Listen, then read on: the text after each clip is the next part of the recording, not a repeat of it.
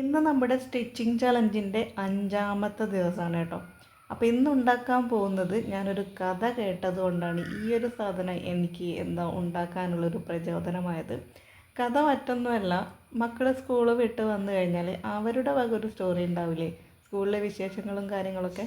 അപ്പോൾ അത് കേൾക്കുന്നതിൻ്റെ ഇടയിലാണ് ഈ ഒരു താരം വന്നത് കേട്ടോ. ഇത് നമ്മുടെ ഡസ്റ്ററാണ്. ഡസ്റ്ററിനെ പറ്റിയിട്ട് ഇങ്ങനെ ഓരോന്ന് സംസാരിച്ചു. അപ്പോൾ അവരെന്ത് കഥ പറഞ്ഞാലും നമുക്ക് നമ്മുടെ കുട്ടിക്കാലമായിട്ട് കണക്ട് ചെയ്ത് പറയാൻ എന്തെങ്കിലും ഉണ്ടാവില്ലേ. അപ്പോൾ അതൊക്കെ പറയുന്നതിൻ്റെ ഇടയിലാണ് ഞാനിങ്ങനെ ചിന്തിച്ചത്, ശരിയാണല്ലോ, വേസ്റ്റ് മെറ്റീരിയൽ കൊണ്ട് നമുക്ക് ഒരു ഡസ്റ്റർ ഉണ്ടാക്കാമല്ലോ എന്നുള്ളത്.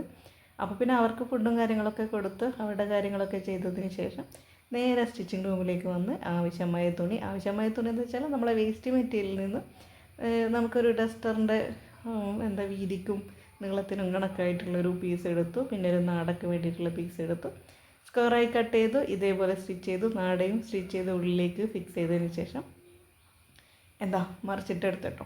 അപ്പോൾ ഒരു ഭാഗത്ത് ചെറിയൊരു ഒഴിവ് വെച്ചിട്ടുണ്ട് മറിച്ചിട്ടെടുക്കാനും, പിന്നെ അതിൻ്റെ ഉള്ളിൽ ഫില്ല് ചെയ്യണം. അപ്പം ഞാൻ ഫില്ല് ചെയ്തത് വേസ്റ്റ് തുണിയിൽ നിന്ന്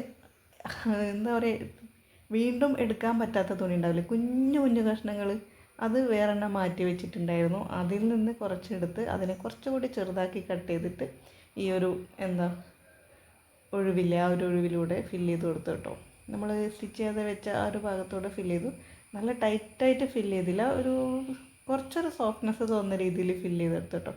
എന്നിട്ട് ആ സ്റ്റിച്ച് ചെയ്യാത്ത ഭാഗം സ്റ്റിച്ച് ചെയ്തു.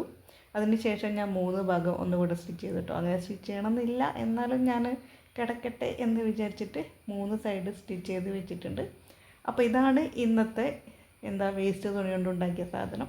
ഡസ്റ്ററാണ് കേട്ടോ. ഇതിപ്പോൾ ഇനിയിപ്പം മക്കൾക്ക് ആർക്കെങ്കിലും ഒരാൾക്ക് കൊടുക്കാം, അവർ ആരെങ്കിലും സ്കൂളിൽ യൂസ് ചെയ്യട്ടെ കേട്ടോ. അപ്പോൾ അത്രയേ ഉള്ളൂ ഇന്നത്തെ വിശേഷം.